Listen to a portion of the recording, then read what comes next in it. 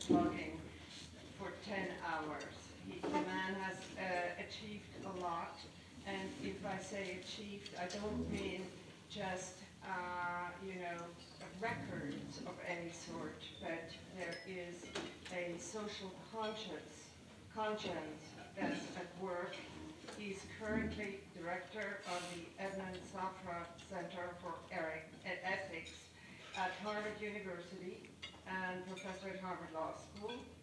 He started out at the Wharton School of Business and subsequently earned an MA in philosophy from the University of Cambridge and a JD from Yale Law School.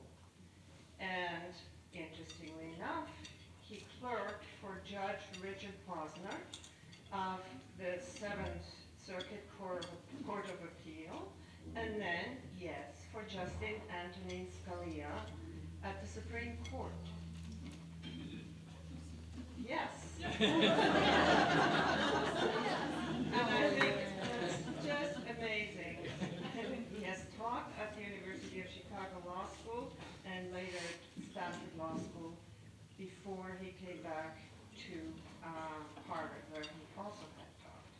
So there has been a change of consciousness at some point, and we consider Larry Lessig today as someone very progressive, and he has indeed been fighting for many important causes. With his background, he could have had any position in a high-tone law firm and could have made a lot of money, but maybe I can put it this way: he chose a road less traveled. After fighting for a more liberal policy for the use of copyrights and software, which cost him several lawsuits and a withdrawal by YouTube, at least for a temporary moment, of one of his TED Talks, of which there are quite a few. Professor Lessig has, in recent years, focused on the fight against government corruption, and particularly big money in election. His books on that subject are Republic, Lost, How Money Corrupts Congress, and we got 25 copies over there for sale if you're interested in buying one. And then he has come out with another book that is titled One Way Forward, The Outsider's Guide to Fixing the Republic. I could go on for a long time, but let's hear what he has to tell us. Please join me in welcoming Professor Larry Lessig.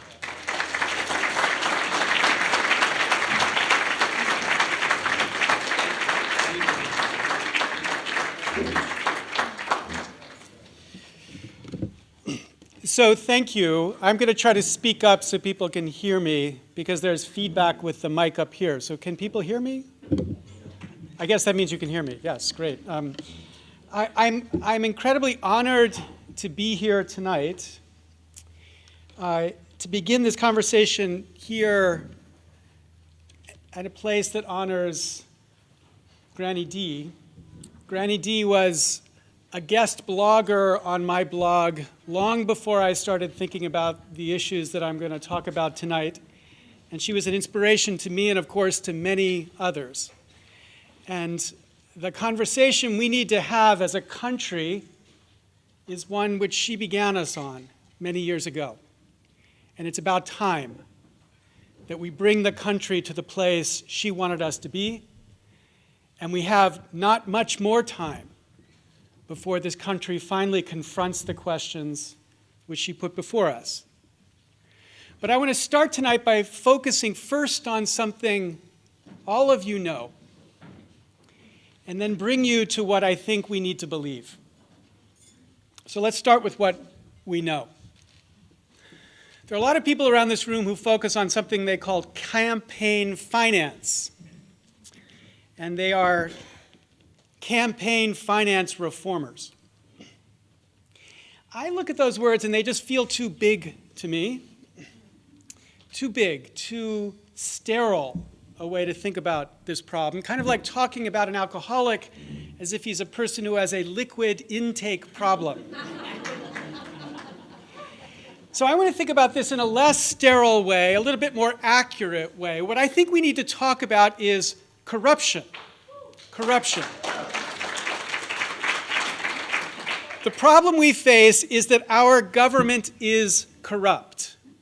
But the key here is to identify how it is they are corrupt. So let's think a little bit about how this government is corrupt. I want to tell you a story. All stories begin something like this, once upon a time. So once upon a time, there was a place called Lesterland. Now, this is a secret. Please don't tell anybody. My first name is actually Lester, so I'm allowed to make fun of Lester. So here I am. I'm going to make fun of Lester's here a little bit. There's a place called Lesterland. Lesterland looked a lot like the United States. Like the United States, it has about 311 million people. And like the United States, about 144,000 of those people are named Lester. I know this because the internet told me, so it must be true, but there it is. 144,000 are named Lester, which means about 0.05% of Lesterland is comprised of people who are named Lester. Now, Lesters in Lesterland have a very interesting power. Every election cycle in Lesterland, there are two elections. One election we call the general election, and the other election we call the Lester election. In the general election, it's the citizens who get to vote if you're over 18, in some states if you have an ID. In the Lester election, it's the Lesters who get the vote. But here's the trick. To be allowed to run in the general election, you must do extremely well in the Lester election. You don't necessarily have to win, but you must do extremely well. Okay, so what can we say about democracy in Lesterland? Well, number one, we can say, like the Supreme Court said in Citizens United, the people of Lesterland have the ultimate influence over elected officials, because after all, there is a general election. But only after the Lesters have had their way with the candidates who wish to run in that general election. And number two, and obviously, this dependence upon the Lesters is going to produce a subtle, understated, maybe camouflaged bending to keep those Lesters happy. So, it's a democracy in Lesterland, but a democracy dependent upon the Lesters and dependent upon the people. These are competing dependencies, maybe conflicting dependencies, depending upon who these Lesters are. Okay, that's Lesterland. Now, there are three things I want you to recognize now that I've described Lesterland. Number one, the United States is Lesterland. The United States is Lesterland. The United States also looks like this, also has two elections. One election we call the general election. The second election we should call the money election. In the general election, it's the citizens who get to vote if you're over 18, in some states if you have an ID. In the money election, it's the funders of the campaigns who get to vote. And as in Lesterland, to be allowed to run in the general election, you must do extremely well in the money election. You don't necessarily have to win. There is Jerry Brown, but you must do extremely well. So what can we say here? Well, the key is to link USA to Lesterland. There are just as few relevant funders of campaigns in USA land as there are Lesters in Lesterland. Now you say, really? Really? 0.05%? Well, here are the numbers from 2010. In 2010, 0.26% of America. I know you're thinking he's a lawyer, doesn't know how to do numbers, but I really mean 1/4% of America gave $200 or more to any congressional candidate. 0.05% of America gave the maximum amount to any congressional candidate. 0.01% gave $10,000 or more to any collection of congressional candidates. And my favorite statistic from the last presidential election, 0.000042% of America, for those of you doing the numbers, you know that's 132 Americans, gave 60% of the super PAC money spent in that presidential election. So, as a humble lawyer looking at the range of 0.26 to 0.05 to 0.01%, I think it's fair to me to say, at most, 0.05% of America are the relevant funders of campaigns. In this sense, our funders are our lesters. Now, what can you say then about democracy in USA land? Well, number one, Supreme Court was completely right. The people have the ultimate influence over elected officials because there is a general election. But only after the funders of campaigns have had their ways with the candidates who wish to run in that general election. And number two, obviously, this dependence upon the funders produces a subtle, understated, maybe camouflaged or not so camouflaged bending to keep those funders happy. Members of Congress and candidates of Congress spend anywhere between 30 and 70% of their time raising money to get back to Congress or to get their party back into power. And the thing we have to think about is, what does it do to them?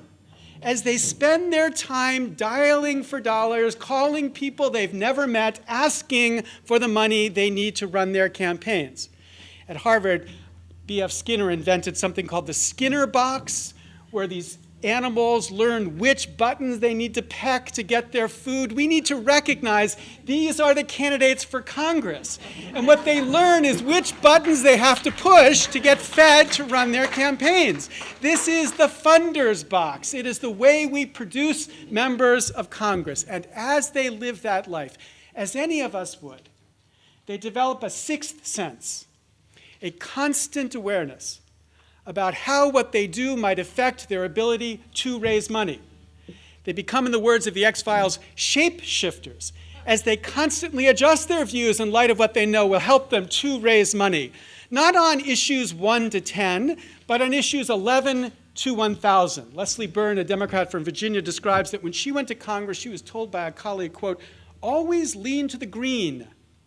Then to clarify, she went on, he was not an environmentalist. Okay, so here too, in America, we have a democracy, but as in Lesterland, one with two dependencies, one upon the funders and dependency upon the people, competing dependency, conflicting dependency, depending upon who the funders are. Okay, United States is Lesterland, point number one. Here's point number two. The United States is worse than Lesterland. Worse than Lesterland. Because in Lesterland, you can imagine if we Lesters got a letter from the government that says, you get to pick who the candidates will be that get to run in all their campaigns, you can imagine it's possible at least a certain aristocracy of Lesters would develop, right? There are Lesters from every social class. There are black Lesters, there are white Lesters, not many women Lesters, but put that to the side for a second. There are Lesters from everywhere. It's at least possible that these Lesters would begin to act for the good of Lesterland, thinking of themselves as serving this higher purpose. But in our land, in this land, in USA land, though there are some sweet Lesters out there, the vast majority who participate in this way of funding campaign act for the Lesters. The shifting coalitions of funders that comprise the 0.05% are not getting together to advance the public interest. They're getting together to advance the private interest, their private interest, depending upon whatever issue is on the horizon, whether it's climate change or financial reform or healthcare legislation. The United States, in this sense, is worse than Lesterland. But then point number three, the key I said at the beginning to how we should understand what it is about this democracy that is corrupt. Lesterland is, or should be understood to be, in our tradition, corruption. Now, by corruption, I don't mean cash secreted in brown paper bags to members of Congress. I'm not talking about bribery. I'm not talking about Rod Blagojevich sense of corruption. I'm not talking about any criminal act. Indeed, everything I'm describing here is perfectly legal. Indeed, according to the Supreme Court, constitutionally protected. Nothing I'm describing here violates any legal or ethical code. But it is still a corruption relative to the democracy, to the republic the framers of our Constitution imagined they were giving us. The framers gave us what they called a republic. But by a republic, they meant a representative democracy. And by a representative democracy, they meant, as Federalist 52 describes it, a government that would have a branch that would be dependent upon the people alone. So here's their model of government. We have the people and we have the government. I do my own slides. It's cool the way that bounces like that, right? So the people and the government. An exclusive dependency. But here's the problem. Our Congress has evolved a different dependence. Not an exclusive dependency upon the people, but increasingly a dependence upon the funders too. This is a dependence too. But it's a different and conflicting dependence from a dependence upon the people alone, so long as the funders are not the people. And the funders are not the people. The funders are the tiniest slice of the 1% of us. They are not representative in any sense of the people. This is a corruption. And in this sense, our government is corrupt. Now, you could look at it and you say there's pluses and minuses to this corruption. The good news about this corruption is that it's bipartisan, equal opportunity corruption. It blocks the left on issues that we on the left care about, from climate change to healthcare policy to food safety to financial reform. But the critical thing is it also blocks the right. It makes it harder for people on the right to get the kind of reform that they want to. So for example, people on the right say they want a smaller government. But what people on the right need to recognize is that the way our current system of funding campaigns makes it almost impossible to imagine producing a smaller government. Al Gore, when he was vice president, had an idea for deregulating a significant chunk of telecommunications regulation, of the telecommunications industry. And his chief staffer took that idea to Capitol Hill. And as the staffer reported it back to me, when he took it to Capitol Hill, the response from Capitol Hill was, hell no. If we deregulate these guys, how are we going to raise money from them? So what people on the right need to recognize is regulation is a pretty effective tool to extort or coerce campaign contributions.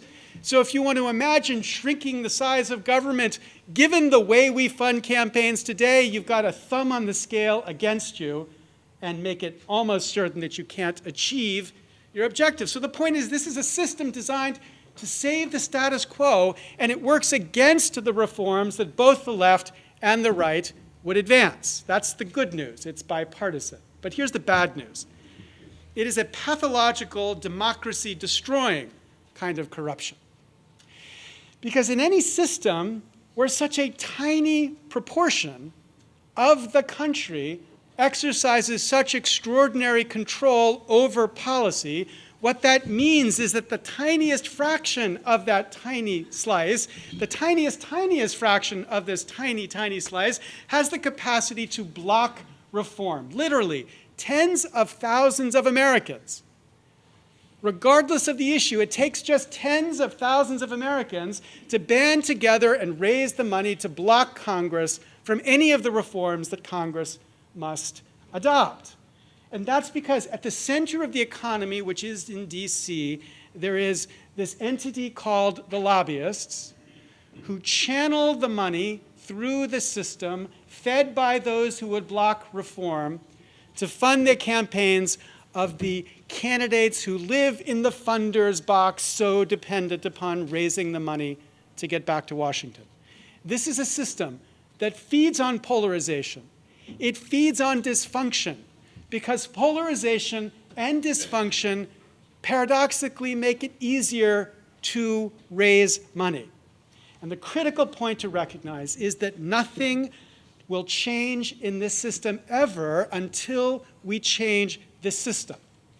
Whatever your issue is, if it's global warming, or it's healthcare, or it's financial reform, or it's labor issues, or whatever your issue is, the critical thing to recognize is we will have no sensible reform about your issue or my issue until we change the system.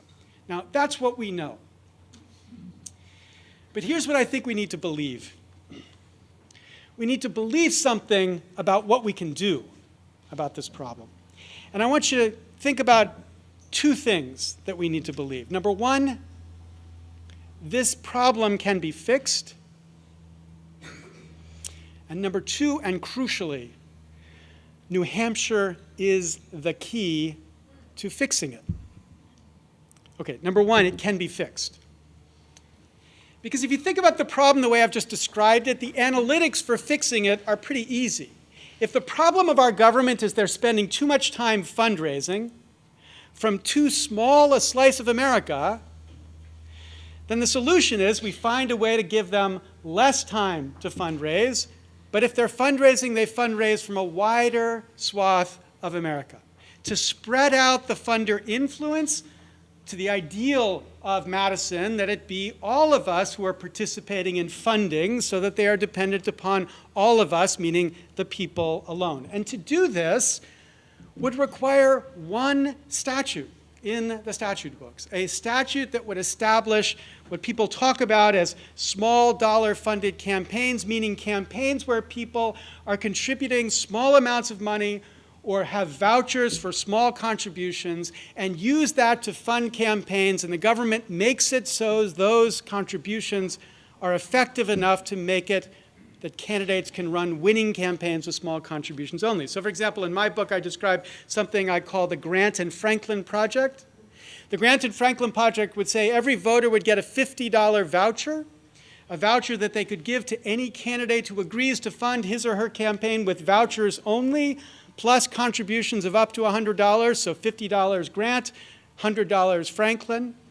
The vouchers alone in that system would be $7 billion, which is 3 times the total amount raised and spent in 2012 in congressional elections. So it's real money, but it comes from all of us, not from the tiniest slice of the 1%. So it spreads out the funder influence and addresses the thing that I'm describing as the core of this corruption. It's easily fixed through a statute like this to address this core corruption. Our current system is one where the top 1% of Americans have 10 times the per capita influence in corruption as the bottom 99% combined. So the analytics here are not hard. It's the politics that's hard. It's the politics that may be impossibly hard. Because the reform that I'm describing, the reform that many in this room have been fighting for, is a reform that would shrink the power of K Street. K Street, where the lobbyists work. And K Street, of course, has begun to define what Washington means. As Jim Cooper, a Democrat from Tennessee who's been in Congress since the mid-1980s, told me, Washington has become a kind of farm league for K Street, and what he means is that members and staffers and bureaucrats in Washington have an increasingly common business model in the back of their head, a business model that's focused on their life after government, their life as lobbyists. So 50% of the Senate public citizen calculated between 1998 and 2004 left the Senate to become lobbyists, 42% of the House, and as United Republic calculated last April, for the members that they tracked who left to become lobbyists, their average salary increase was 1,452%. So in a world where everyone inside the Beltway depends upon this system surviving, it's a fair question to ask, how is it possible to imagine them changing this? Now, I've spent the last 6 years going around the country trying to explain to people how it's possible. And the truth is, I've never been fully convinced of my own explanation. because it's quite possibly not. But the more I think about this problem, the more I've recognized that if it's possible, its possibility starts here. And this is why. The answer to this problem has got to be New Hampshire, and that's because of a simple, obvious fact. Even though it would astonish the framers of our Constitution, they would be appalled with this fact. The fact is today that presidents lead. It is only presidents who lead in major policy reform. And it is the fact that New Hampshire leads presidents. So what those two facts together mean is if we're going to end this corruption, then we need a president to lead to end this corruption. We need a president who's going to take this issue up as the issue.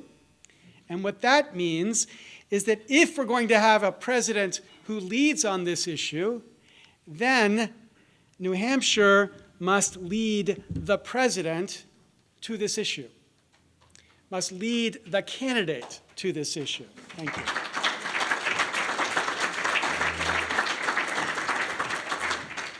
Now, it's my view that has to happen in exactly 872 days from today. 872 days from today, on January 26, 2016, the current day as planned, it must be the case that corruption in the sense that I'm talking about it is the number one issue that people in this state are talking about. The number one issue that candidates running in this state need to address. So how could we make that so?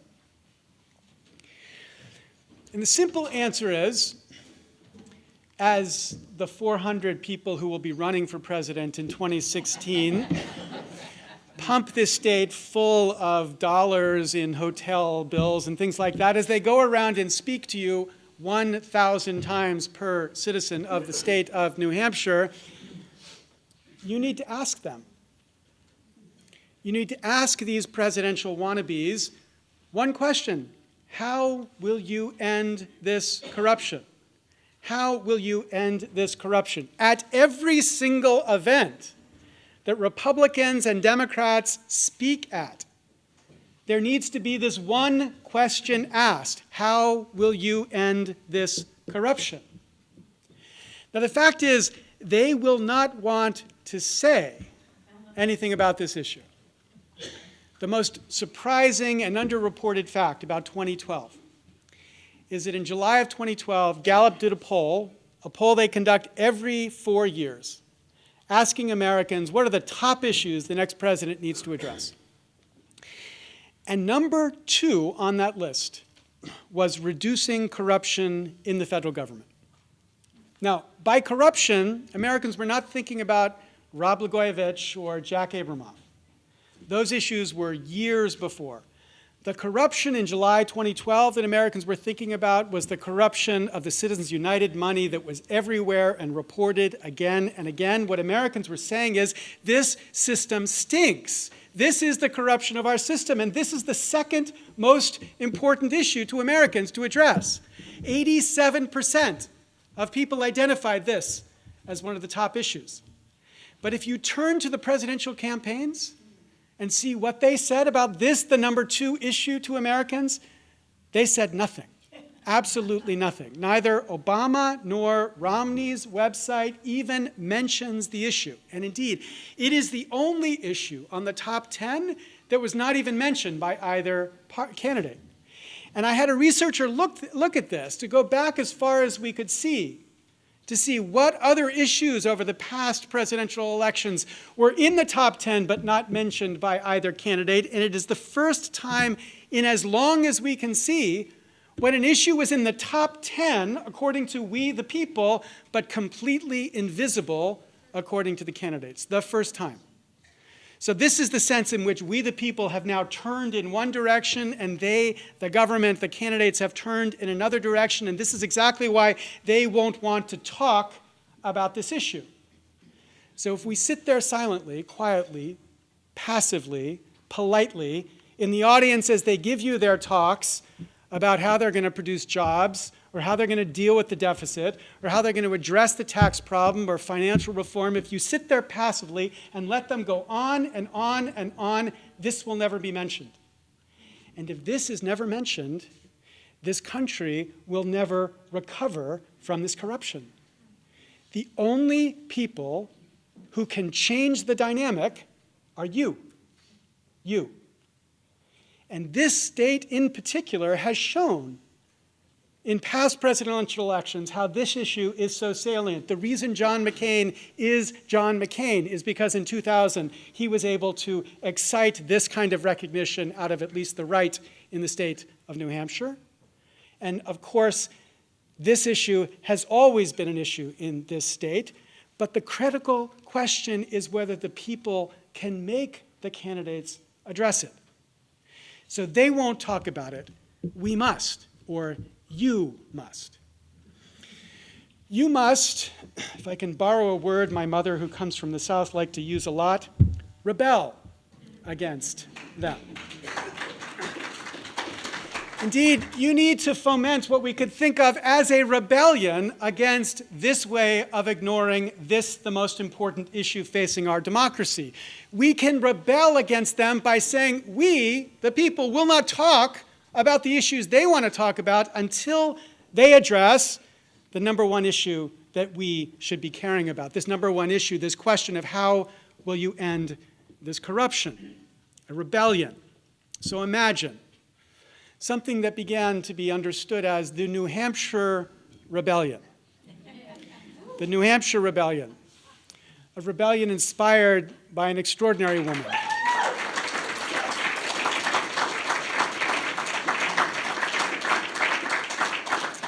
A rebellion that tries to do two things over the course of the next 2 years. One thing it does is to sponsor many talks like this, where we invite a wide range of people who care about this issue as passionately as Granny D did and as many of the people in this audience did. Wide range from people like Bill Bradley to the opposite of Bill Bradley, Jack Abramoff, to Jason Alexander, who showed up in my office and said, this is the most important issue. What can I do about this issue? To, okay, he's a Vermonter, but Ben Cohen, who also has been fighting. So just think about the range of 100 people who we know are compelling and care about this issue, and imagine them spreading out all across New Hampshire, talking to people in New Hampshire and saying to people in New Hampshire, we need you. We need you. We need New Hampshireites to do one thing, to ask every candidate, how will you end this corruption?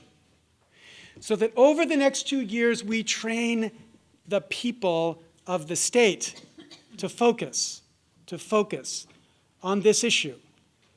Not because most people care deeply about this abstract issue of corruption, but because we get people to recognize that it's only if we address this abstract issue of corruption that we can address the most crucial issues this nation must solve.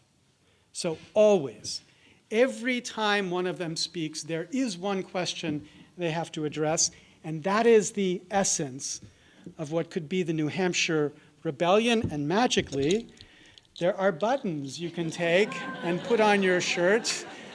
Hashtag NHR. This must start, this rebellion. It must start. And it will only start in a place like this.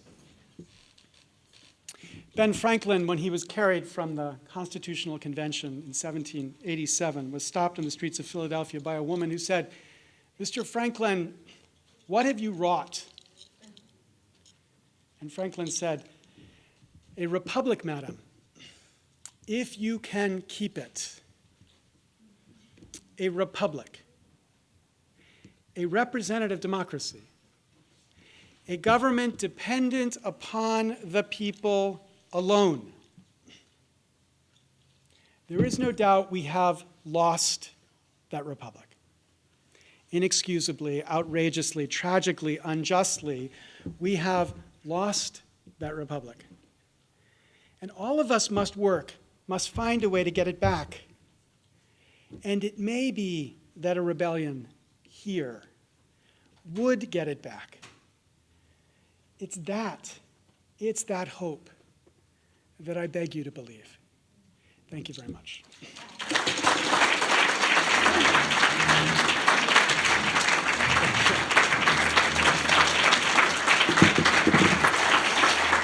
Thank you.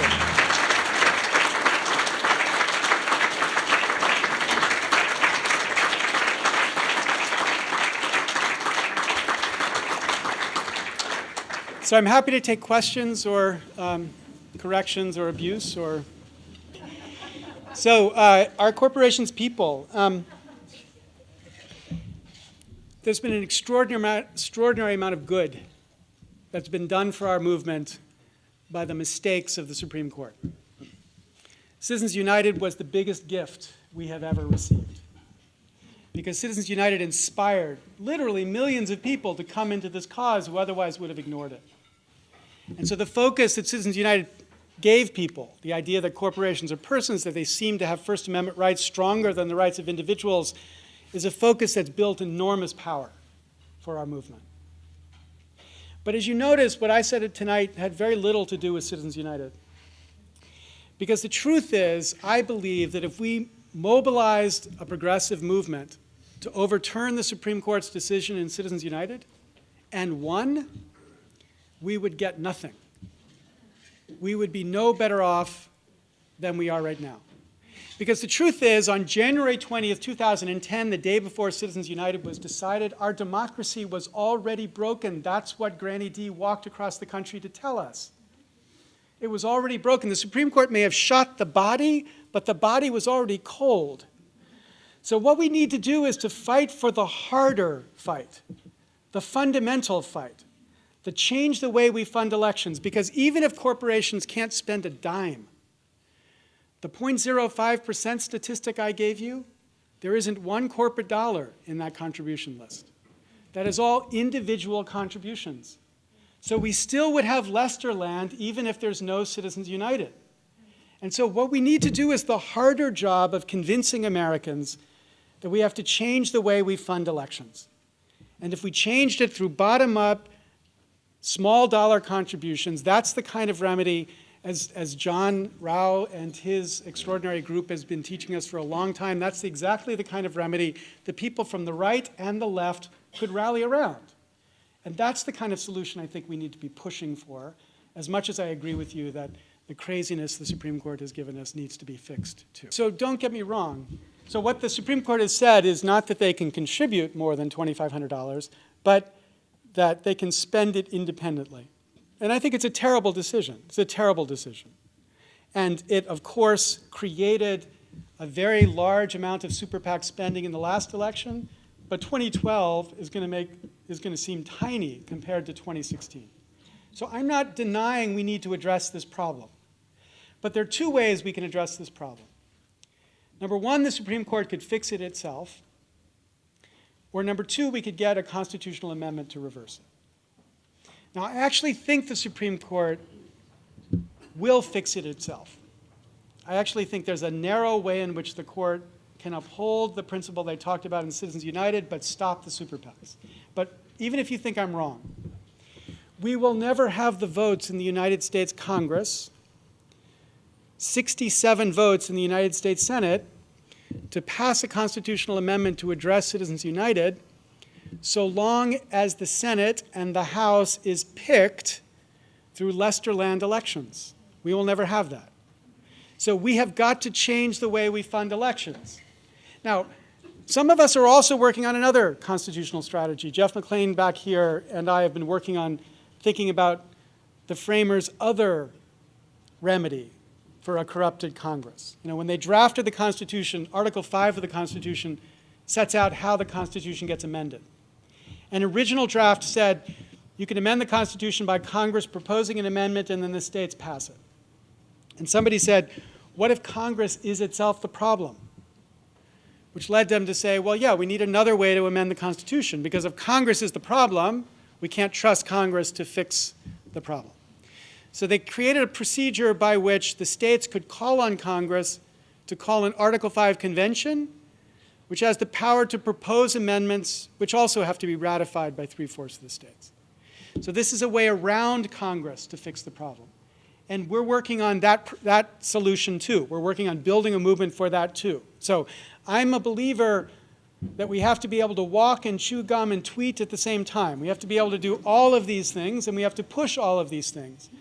But what I want us to recognize is the really hard work that we will have to do is the work of convincing Americans we have to change the way we fund elections, to convince Americans of what we used to call public funding, but I don't think it's a useful way to talk about it. Citizen-funded elections is the only way we get our democracy back. That's the fight.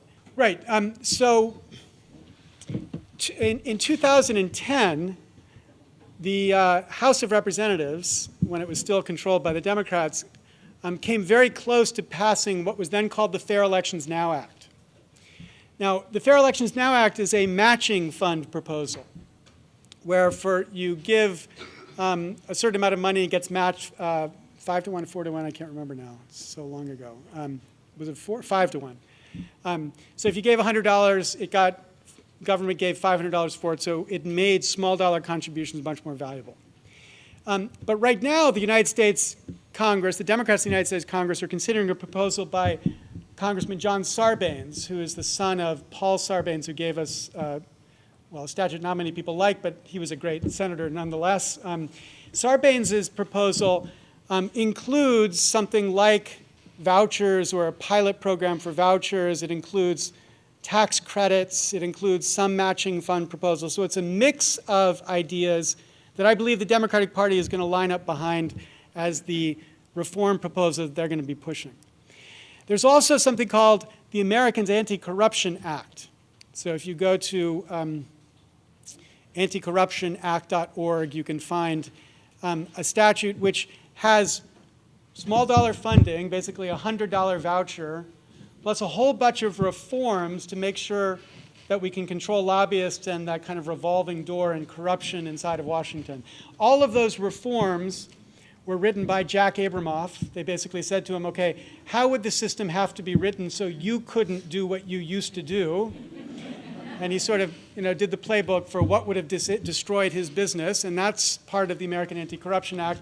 But that statute is the most ambitious reform proposal we've seen in 120 years in the United States for change.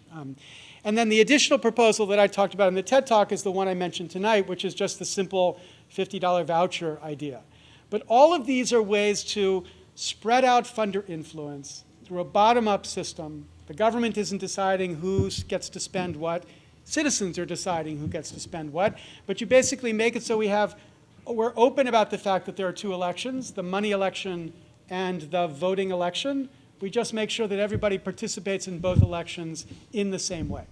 So according to the United States Supreme Court, you can't force candidates to adopt the small dollar system.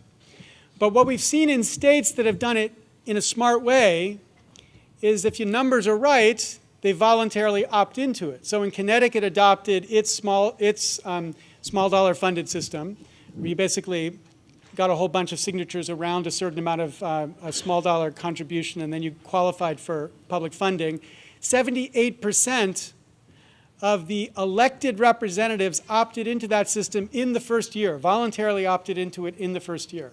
And that's because their campaign manager said, look, it's much better for us to be out there raising votes than out there raising money. We win by getting votes. So if we can get the money through this system and then go out and persuade people to vote for us, we're more likely to win. So they got the numbers right, and they got everybody to participate voluntarily. Maine's had a similar high participation rate, and Arizona is now experimenting with vouchers to add into their system to drive up the participation rate. So get the numbers right, and you get people to opt in. But again, I'm not defending the Supreme Court. Given what the Supreme Court has said, unless we amend the Constitution, we can't force them to do it. But I think we need to take what we can get, and we can get a lot just by a smartly structured voluntary system. I think the critical strategy, so the question was, could campaign finance reform be bundled into tax reform? And the first part of the answer is to say, there is all the reason in the world to bring these two issues together, because the single most important reason why we have the crazy tax system we have is that it makes it easy for candidates to raise the money they need to fund their elections. The Wall Street Journal did a piece a couple of years ago talking about the rise of what they called the temporary tax code. So there's all sorts of provisions in the tax code which expire after a certain period of time. So you get a certain tax break for certain kinds of equipment. It expires after a certain period of time. And the Journal was puzzled because the number of these provisions had gone up dramatically. And it turns out Ronald Reagan was the first to give us a temporary provision. The Research and Development Tax Credit was introduced in the 1981 Tax Reform Act. Was made temporary because the Democrats said it wasn't going to work and the Republicans said it would work. So they said, okay, let's just try it for a couple of years. Then we'll ask the economists. The economists will tell us whether it worked or not. And if it worked, we'll make it permanent. If it didn't, we'll remove it. So they tried it. They asked the economists. Economists from both the left and the right said it's a brilliant idea. It produces a kind of investment that otherwise would not be produced. It definitely should be part of the tax code. But that research and development tax credit is to this day temporary. And why is it temporary? Because each time it's about to expire, congressmen and the lobbyists call up the people who benefit from it and say, geez, we got a big fight here to continue the research and development tax credit. We're going to need to get the people we need in Washington to support it, so it's a moment to fundraise. And so as the Institute for Innovation Policy, which is a right-wing think tank about tax policy, put it, this is a device used by members of Congress to fund their campaigns. They structure the tax code to make it easier not to raise money for the US Treasury, to make it easier to raise money for the campaign treasury. So absolutely, it's a brilliant insight to link these two, because conservatives, in particular, who care about, are so anxious about, or so motivated to think about how to reform the tax code, can begin to see why the tax code explains the craziness in the way we fund elections. And the second reason it's a brilliant thing to do is that we need a way to bring conservatives into this conversation. It is just not the case that we can win this fight with liberals alone. It's not clear liberals can win any fight. I'm a liberal, and I admit that openly, but just the numbers. We can't win this if it's thought of as a liberal issue. And it is not a liberal issue. It is an American issue. It is a corruption issue. It is fundamental to everybody, but we need to talk about it in a way that doesn't immediately make the right run away. And this is why you don't hear me, as much as I agree with the criticisms about corporations are not persons and about how money is not speech. I agree with all that as a beginning point. I don't think it's helpful to talk about this issue in that way, because when you do, 90% of conservatives immediately think you're Karl Marx and they want to have nothing more to do with you. Okay. So tax reform is a perfect place to get people to see how this has to happen. It brings conservatives into the movement. I'd be all for finding a way to bundle these two things together. And so, yes, you're absolutely, there's a long way of saying yes. I could have just said yes, but I like the chance to say more than just yes. Okay. So you're absolutely right. I mean, we had a democracy which at its birth only permitted white male property owners to vote. Okay, but at the birth of our nation, not everybody was white, obviously. And I don't think everybody was male either. So there's huge chunks of America that were taken out. But it's hard for us to recognize this. Most Americans were property owners. Most white males were property owners. So the original system actually embraced a huge chunk of the white male property class. And then the fight from that period on was about expanding the range of people who could vote. So the Jacksonians made it so the property requirement wasn't part of it anymore. The Civil War made it so black males could vote. And then, of course, the suffragette movement made it so women could be part of that voting, and the Civil Rights Acts and the final amendment for the poll tax made it so regardless of your wealth you could vote. So we expanded that through history to make it so everybody could vote.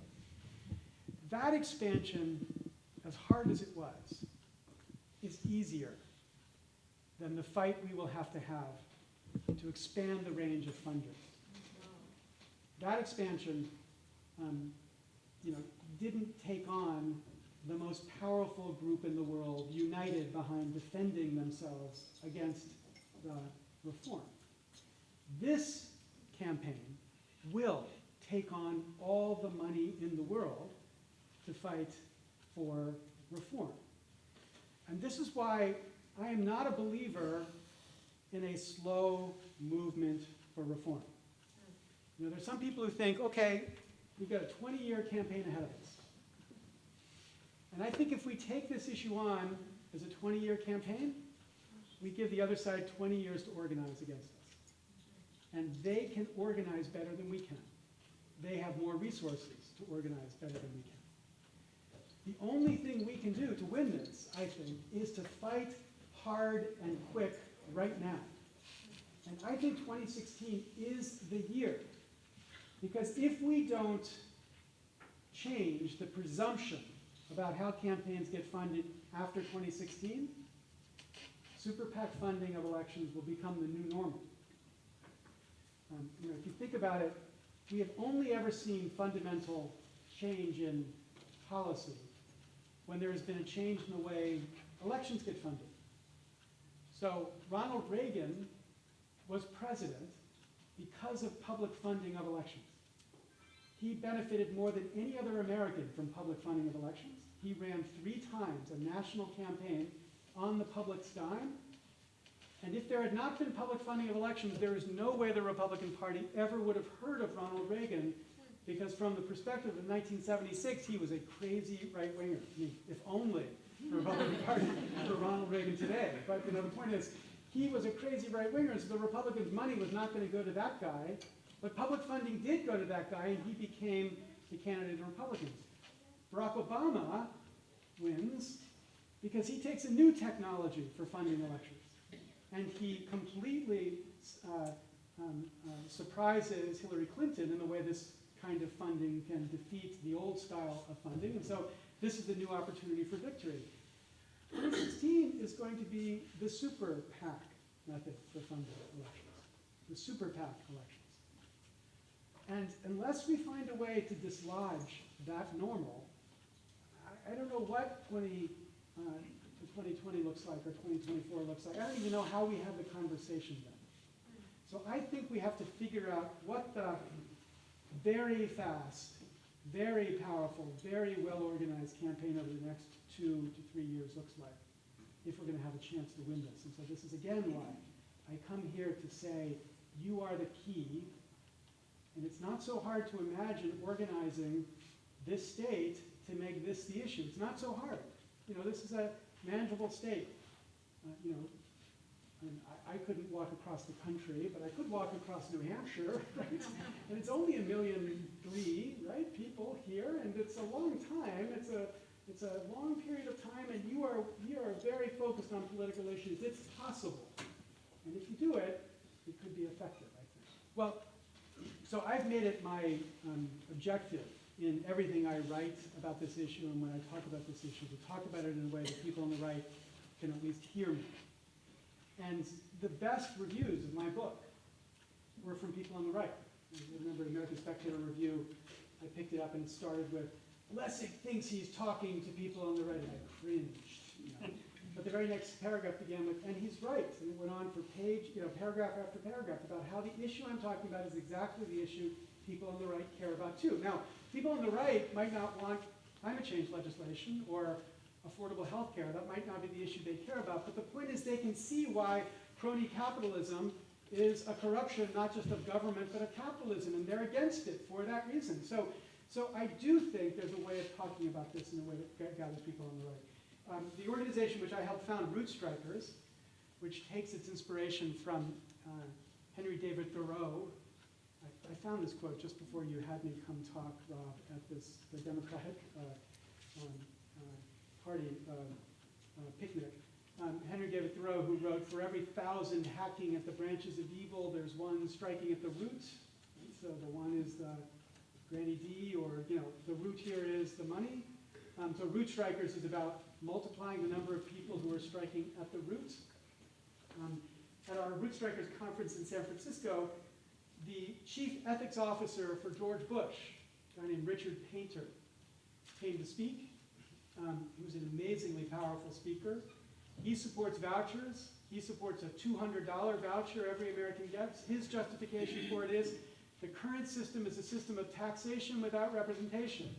Because the only people who are represented in Washington are the Lesters, or the people who can afford the lobbyists who back up the Lesters. And so he says, this is a system where I'm not represented, and I shouldn't pay any taxes into the system until I'm represented, and I will only be represented if everybody had a voucher that made it so they could control our elections. This will resonate with the right if we approach them with integrity and with honesty and openness, and say to them, look, we don't have to agree on every issue. We just have to agree on this issue. And you think about times when this has happened before. World War II had a bunch of allies who were not all the same. Right? So Stalin and FDR and Churchill sitting in the same room was not a group of guys who had all hung out for their whole life and had the same view of the world. Right? These were radically different people.